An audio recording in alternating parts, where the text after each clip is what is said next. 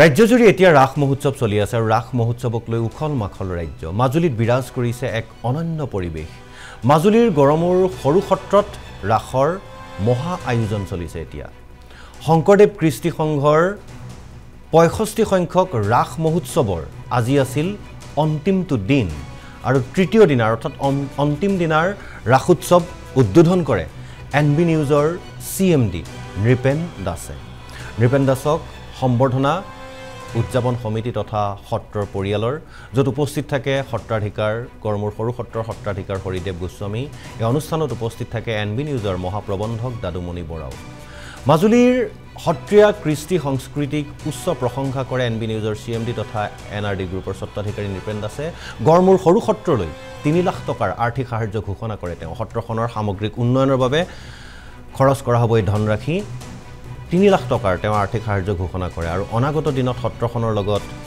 সকলো দিশতে তেওঁ জড়িত থকাৰ আশ্বাস দিয়ে লগতে মাজুলীক লৈ এক বিশেষ ধাৰাবাহিক নিৰ্মাণ কৰি এনবি নিউজত সম্প্ৰচাৰৰ কথাও ঘোষণা কৰে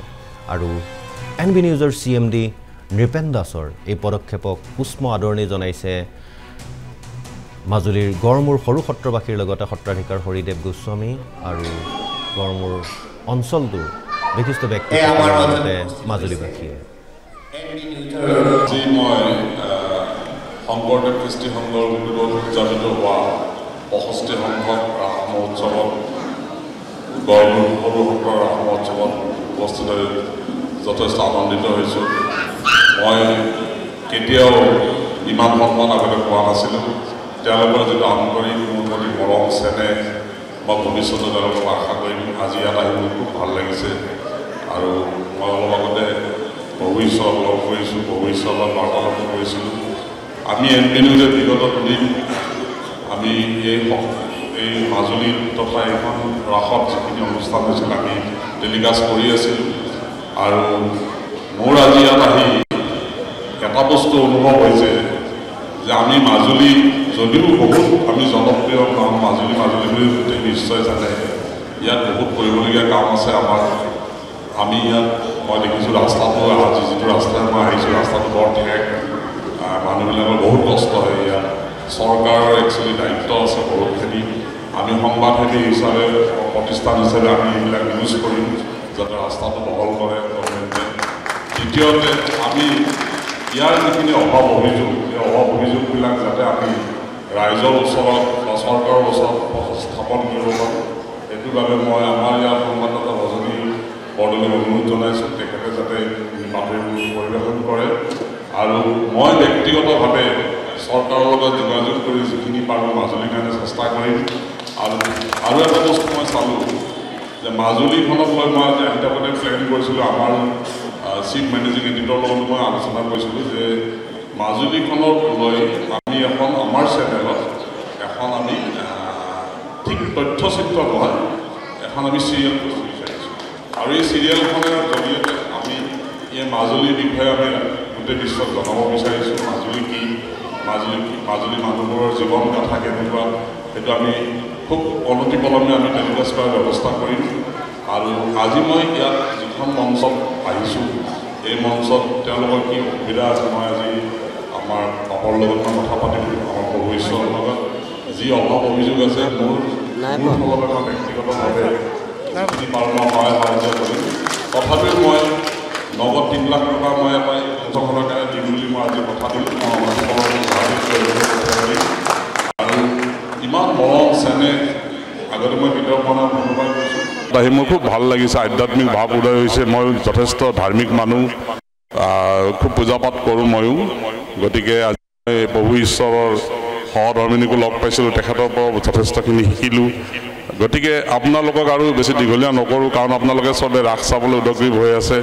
পুনৰবাৰ ইয়াত আপোনালোকক লগ পোৱাৰ কাৰণে আকৌ মই মোৰ পৰিয়ালবৰ্গলৈ আকৌ আহিম মই ইয়াত আৰু শেষত মই এটা কথাই কওঁ যে আমি এনবি নিউজে আপোনালোকৰ লগত আছোঁ আপোনালোকৰ যিমান অসুবিধা আছে আমি এইবোৰ চৰকাৰক দেখুৱাই যাম আৰু এনবি নিউজে আপোনালোকৰ কাৰণে কাম কৰি যাব মাজুলীৰ কাৰণে কাম কৰিব আৰু আজি এইখিনিকে কৈ মোৰ আজি ৰাস মহোৎসৱটো মই মুকলি কৰি দিব আৰু এই মুহূৰ্তত মই উপস্থিত আছোঁ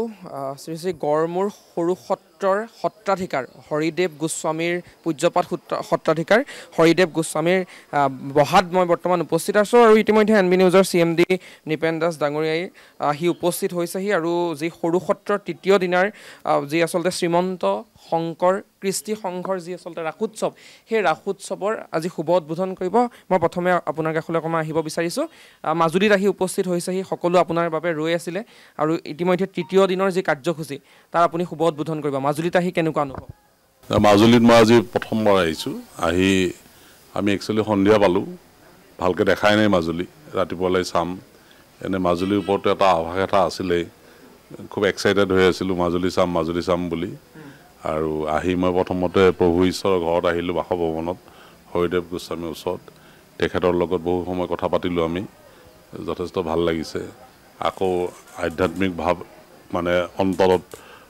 আবিৰ্ভাৱ হৈছে উদ্গীৰণ হৈছে খুব ভাল মুহূৰ্ত আমি আলোচনাই কৰি আছিলোঁ এতিয়া আৰু আজি মোৰ খুব সৌভাগ্য যে মই আজি ইমান এটা মহান অনুষ্ঠানত আহিব পাৰিছোঁ মোক মাতিছে তেওঁলোকে সেইবাবে মই তেওঁলোকক মোৰ ফালৰ পৰা আন্তৰিক সেৱা জনাইছোঁ আৰু আমি কিবা কিবি মনত ভাবি আহিছোঁ অলপ পিছত মই যেতিয়া অনুষ্ঠানত যাম তাত কম মই গতিকে খুব ভাল লাগিছে ইয়াত আহি আচ্ছা আমি এই দুটা দিনে মাজুলীৰ পৰা ধাৰাসাৰ সেই পৰিৱেশ দেখুৱাইছোঁ ৰাস বুলি ক'লে মাজুলীত অনন্য পৰিৱেশ আৰু আপুনি খন্তে সময়ৰ পিছত যিখন ৰাসৰ শুভ উদ্বোধন কৰিব ইয়াত খুব সুন্দৰ ৰাস হয় আপুনি নিশ্চয় ৰাসো উপভোগ কৰিব আজি হয় ৰাস উপভোগ কৰিম মই 9টা বজাত তেখেতে আৰম্ভ হ'ব বুলি কৈছে তাৰপিছত আমি ৰাস উপভোগ কৰিম সেইখিনি ধন্যবাদ জ্ঞাপন কৰিছোঁ আৰু এইবাৰ মই পূজ্যপাঠ সত্ৰাধিকাৰ গৰাকীৰ পৰা অকণমান মন্তব্য ল'বলৈ চেষ্টা কৰিম কালিও আমি আপোনাৰ সৈতে কথা পাতিছোঁ ইতিমধ্যে এনবি নিউজৰ CMD নিপেন দাস আহি উপস্থিত হৈছেহি খন্তে সময়ৰ পাছতেই তেওঁ শুভ উদ্বোধন কৰিব এই মুহূৰ্তত আপুনি কি ক'ব মানে আমাৰ যিটো আশা আছিল ইতিমধ্যে আশাটো আমাৰ পূৰ্ণ হ'ল কাৰণ তেখেত এনবি নিউজৰ সঞ্চালক হিচাপে পৰিচালন সঞ্চালক হিচাপে তেখেত যি আছে তেখেত নিপেন চন্দ্ৰ দাস গতিকে তেখেত আহি আমাৰ মাজত উপস্থিত হৈছেহি আৰু সেই আশাটোৱে আমি কৰি আছিলোঁ আৰু আমি খুব আশাৰে বাট চাই আছিলোঁ কিন্তু তেখেত আহি উপস্থিত হ'লহি যথেষ্ট ব্যস্ততা তেখেতৰ আমি জানো তাৰ মাজতো আমাৰ আমন্ত্ৰণ ৰক্ষা কৰি তেখেত আহি আমাৰ মাজত উপস্থিত হ'লহি আৰু এইটো আমাৰ সৌভাগ্যৰ কথা আৰু ঠিক অলপ পিছতে আমি তেখেতক আমাৰ কৃষ্টি সংঘলৈ লৈ যাম আৰু ৰাসখনৰ উদ্বোধনৰ যি দায়িত্ব আছে সেই দায়িত্বখিনি তেখেতে পালন কৰিব গতিকে আমি সন্তুষ্টি গোটেই মাজুলী মানে সত্ৰৰ যিসকল নিবাসী আছে সকলো সন্তুষ্টি কমিটি সন্তুষ্টি হৈ আছে তেখেত আহিছে কাৰণে আৰু মই ভাবোঁ তেখেতৰ উপস্থিতিত আমাৰ সকলোৱে সন্তুষ্টিটো লৈছে তাৰ বাদেও তেখেতৰ প্ৰতি সকলোৰে আশীৰ্বাদ থাকিব আমিও গোপালৰ চৰণত ঈশ্বৰৰ ওচৰত প্ৰাৰ্থনা জনাইছোঁ তেখেতৰ উত্তৰোত্তৰ মংগল হওক